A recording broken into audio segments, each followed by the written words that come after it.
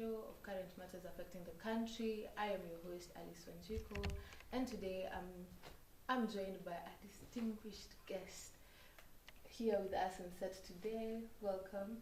It's a pleasure for you to have me here. Mm-hmm. I'm Kimberly Manoji, and yes. Okay, so let's just get into the question. So, what is your take on climate change? Like, what is climate change to you? For me, you can say climate change is where we have different episodes of different changes in the atmosphere, where you find it's sunny, it's windy, it's calm, and yeah. Okay. So, what can you say are the impacts that climate change has made in the country or globally?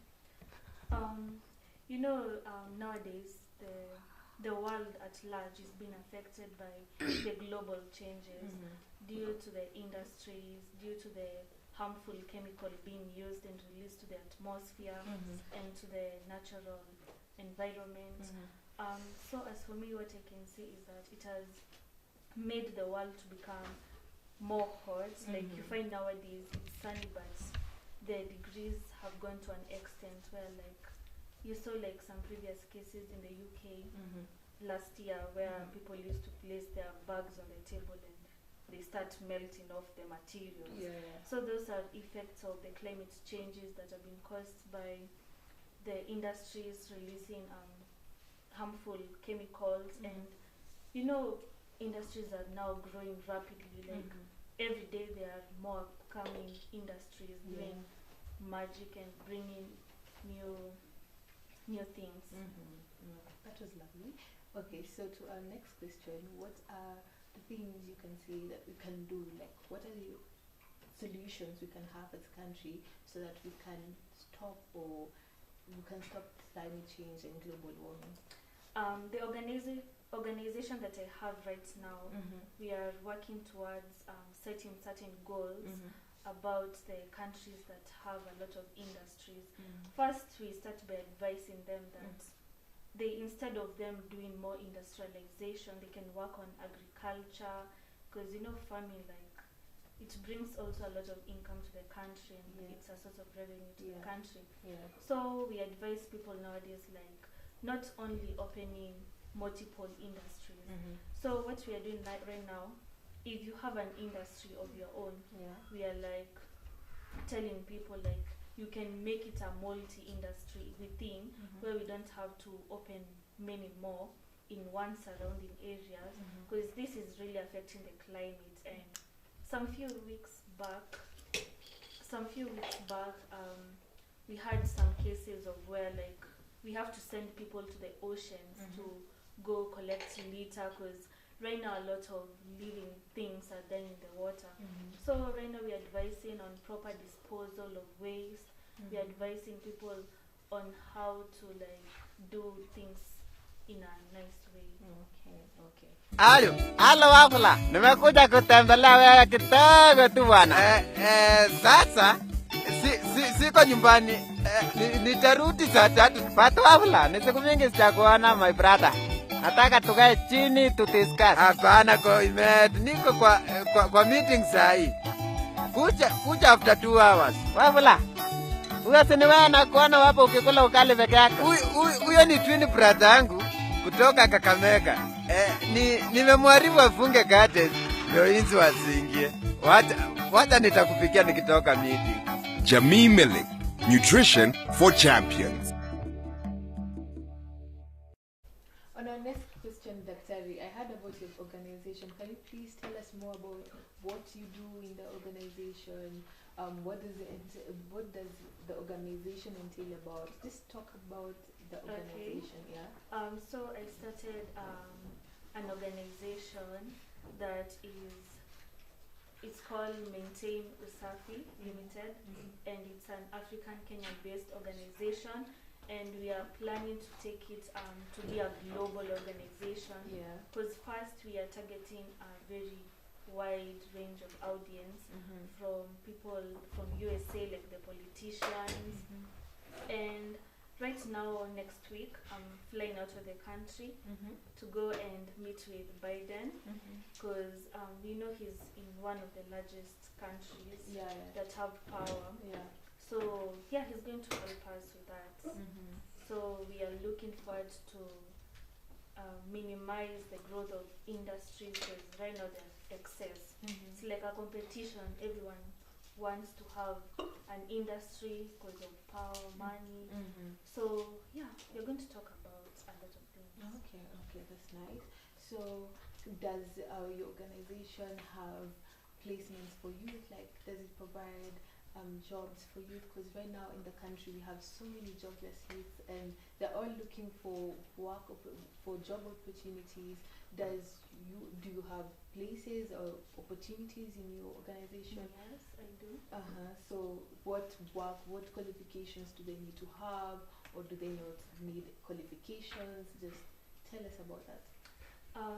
So currently we are looking forward to employ over 500 people in the country first because we have we're not looking about education. Even these educated people are out here destroying the climate. Now, why do we need them mostly?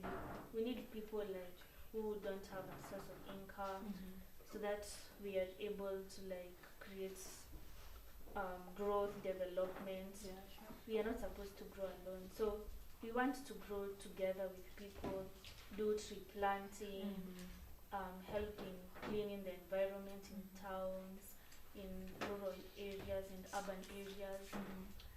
So right now, currently, we are looking for 500 people. Oh, that's nice. That's a lovely number. Okay, so there's been a situation where there've been headlines and situations of the forest, people cutting down trees in the forest, in Kayura forest. So what's your take on that, and how are you going to stop the cutting of trees? And because people are looking for places to farm, the villagers and the communities there want to farm and have land for farming. That's why they're cutting off trees. So what happens to the communities there? What happens to where do they get the land to plant from? So what is your take on that?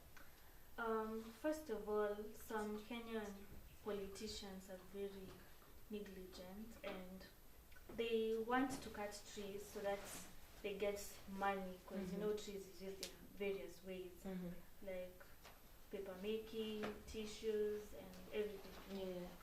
In charcoal. So right now we are working to create posters, meet with the president himself in a conference later in 2 weeks time so that we are able to discuss the policy of cutting trees because Wangari Maathai once said, if you cut one tree, you plant two. So our aim is to continue what Wangari Maathai started. And yeah. Okay, that's nice. So because of climate change, we've had so many problems in the country, such as droughts. And what is your take on the immense cause of drought in the country? Because so many people, so many Kenyans are suffering because of the drought situation in Kenya. What is the organization doing? What is the country doing? Because I've heard you working with the president. So what are you planning on doing on helping the communities that are actually suffering in drought? And what are you going to help in so that we cannot see further cases of drought in the future? What do you take on that? Okay, right now I'm working on climate mostly, but if you're asking me about drought, do you refer me helping people with food, or what have you foreseen as the organization not foresee other cases of drought in the future, and how are you helping to work on the drought situation in the country? Because as an organization, I believe that it is to help in creating an awareness for climate change and to create awareness for tree planting and so on and so forth. So that's why I'm asking, what are you guys doing so that you cannot foresee other cases of drought in the future? Okay, now I've understood you. Right now we are working on the government. We are trying to tell them that they should build more dams where we can have sources of water, like from Lake Victoria in the ocean, going to it. Because you know, in places like Turkana or Gir, it's a dry place. So you can say that you will be planting more trees and then expect them to water it, and they need water for themselves. So right now we're working on constructions of dams to help provide for them water. We are going to buy more tanks for them and make greenhouses there where we can have like small plantations of things that people can easily monitor on their growth and everything. So let's say everything won't happen right now, not tomorrow, not this year, but we just pray by Vision 2030 that we'll have worked on it. Okay, that's nice. Good morning. Dad, vitamin B2 ni nini? Vitamin B2 zinapatikana kwa Ilara Fresh Milk. Na unahitaji hizo vitamins kila siku kupata energy, yani mawowo. Mawowo. Mawowo ya kucheza, mawowo ya kuruka, mawowo ya kuswing, mawowo ya kudunk. Mawowo.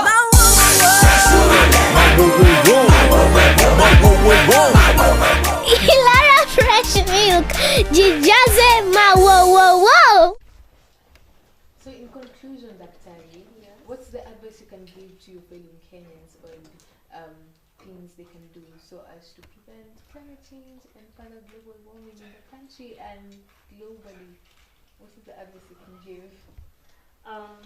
What I can tell people, advise them to use the biogas, the waste that is produced by animals such as cows. From that they can source and generate power from it that they can use to cook. Instead of them wasting money buying gas, we can do it the old-fashioned way. And that's all. Oh, that's nice. So let me tell you something. You know, the farmers right now, they're really making a lot of money from the biogas. You've seen these new small gases, like where it's a two burner. People are connecting it underground and then they use it to cook. So I find it's more cheaper and people can save, because once you purchase the gas and you just it's affordable to buy the biogas, and it sustains you for a long period of time. So my advice to the people is, please be nice to the environment.